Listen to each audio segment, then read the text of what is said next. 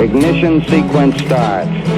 6, 5, 4, 3, 2, 1, 0. Liftoff. We have a liftoff.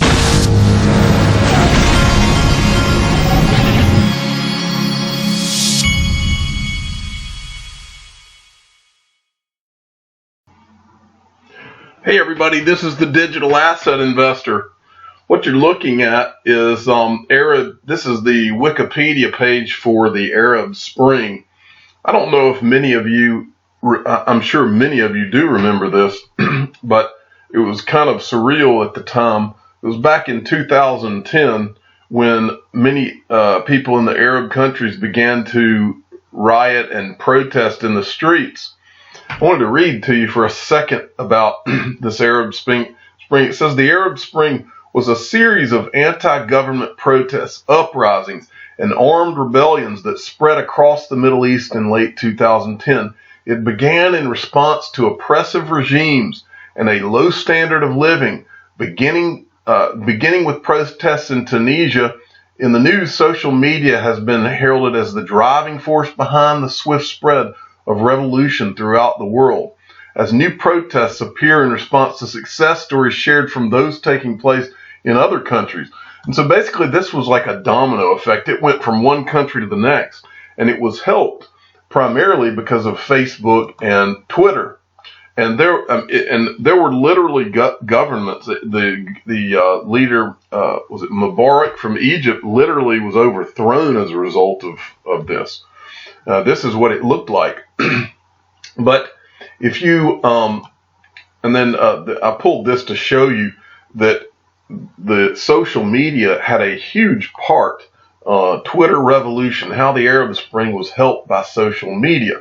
Well, if you're wondering why I'm saying this, as I just read to you, this was the people's response to they were tired of being oppressed. They were sick and tired. And so they rose up, and they had a way to spread the word through Twitter and Facebook that previously, had not existed. And it was amazing to watch. It was all over television. You literally saw governments overthrown because of this. And it was like that.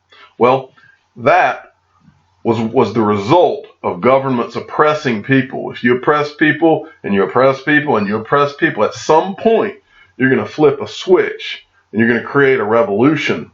Well, one term that we've used quite a bit with digital assets is the word revolution. And we've said that XRP and a lot of these digital assets, it's literally a revolution. In fact, I mentioned Jungle Inc. this morning. His tagline is "The revolution will be televised," and so, but what does that all really mean? Well, I'm not sitting here telling you that you're going to see the overthrow of governments because of cryptocurrency, and I'm not telling you that there's even going to be riots or things like that in the street. But what Bob in the Deep sent me today will kind of show you what I believe is going to happen. At Bob in the Deep at Bob in Deep XRP. So go give him a follow. This is what Bob in Deep sent me this morning. Okay, Indian street protests for cryptocurrency. Now remember, I've said it many times. For me and for you and for the world, what cryptocurrency and digital assets have symbolized all along has been financial truth, and it represents getting these middlemen and central banks and banks out of our lives. That's what it truly represents. That's why it came about. That's why it was hatched. That's what this has really been about. And if you don't think for a minute, now those people in 2010 in the Arab Spring, those people that protested, that was from being oppressed. Well, I'm here to tell you the world's been oppressed financially ever since they created central banks, and continues to be oppressed. And so when these countries, especially these countries like India, where the central bank has tried to ban cryptocurrencies, and today they announced that they're putting off their decision or something to that effect. Well, I want to read a little bit of this and let this really sink in, because if you think that the people of these countries, especially the countries that are unbanked, where these people have not had access to bank accounts, if you think these people are not going to figure out what this is all really about, think again, folks. This might be a much bigger thing than we even believe. The fourth and largest of a series of blockchain supporter rallies is set for Bangalore on March 30th and is anticipated to have a huge public impact because of the planned participation of numerous developers, the key to India's blockchain growth.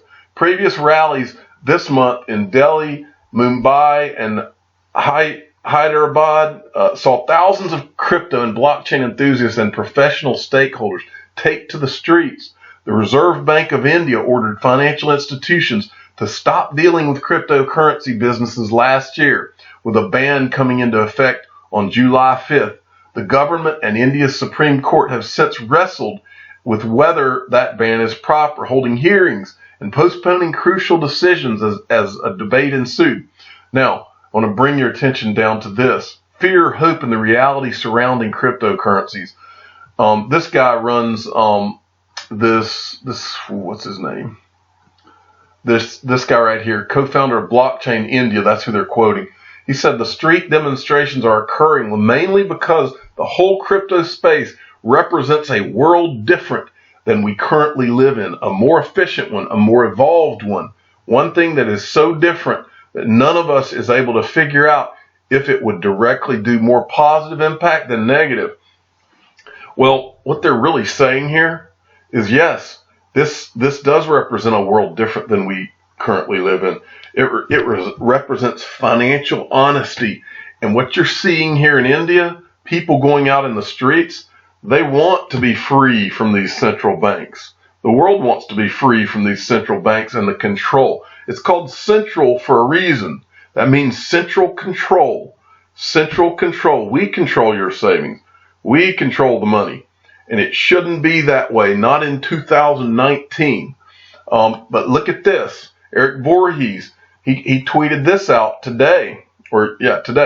When comparing a crypto-denominated interest yield to fiat-denominated yields, remember to subtract 2 to 3% of the fiat yield due to inflation. Stated differently, compare the real yield of fiat returns to the nominal yield of crypto returns. The delta is what central banks are stealing.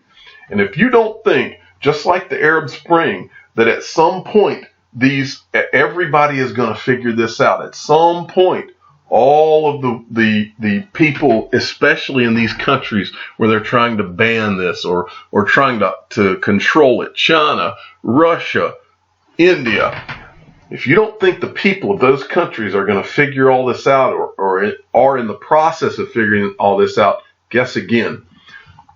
We're in some very exciting times, and the truth is, and Jungle Ink's right, the revolution will be televised. Okay, I wanted to show you this. Ripple tweeted this today. What factors are giving rise to global payments innovation in Asia and around the world? Here are the latest research, and you can go and watch this video. It's very short, but you can go and watch this video. It's good. Next, Crypto Hawk, or Crypt Hawk, at CRYPT Hawk. This is interesting. He's a chart guy, and I'm trying to show you more of this chart stuff.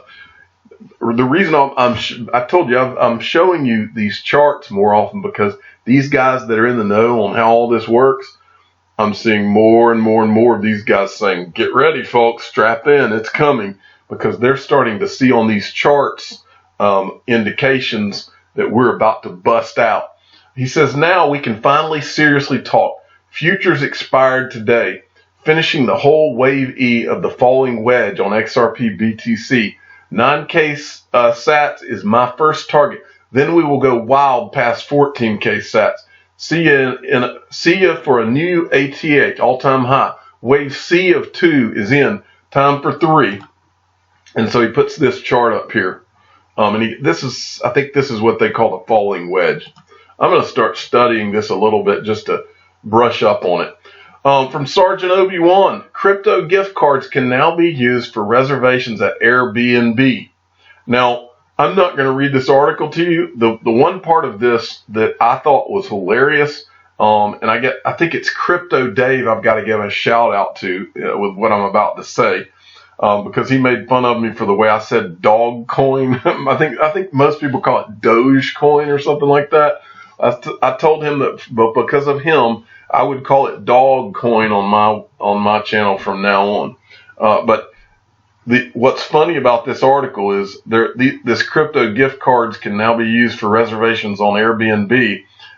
They don't accept XRP yet, but they do accept Dogecoin.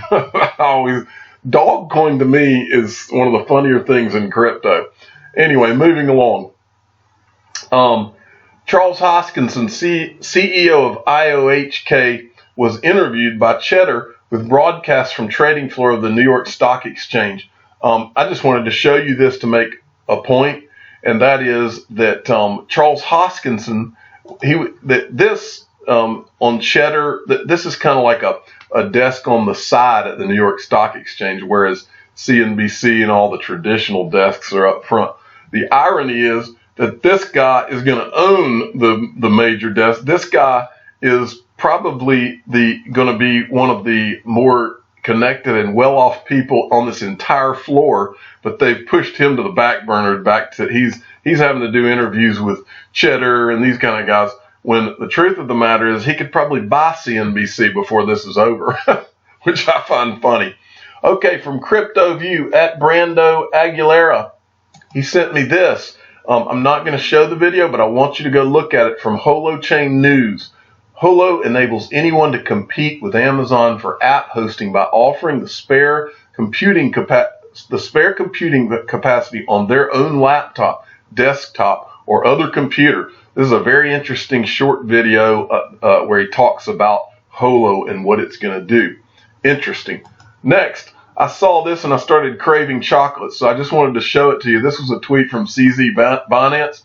Damn, those BNB look delicious. They've apparently gotten some Binance chocolates. And I want to give a shout out to CZ Binance. I want some Binance chocolates. I know my kids would tear that up. My 6-year-old is a candy holic, so I can promise you he'd love to have some Binance chocolates.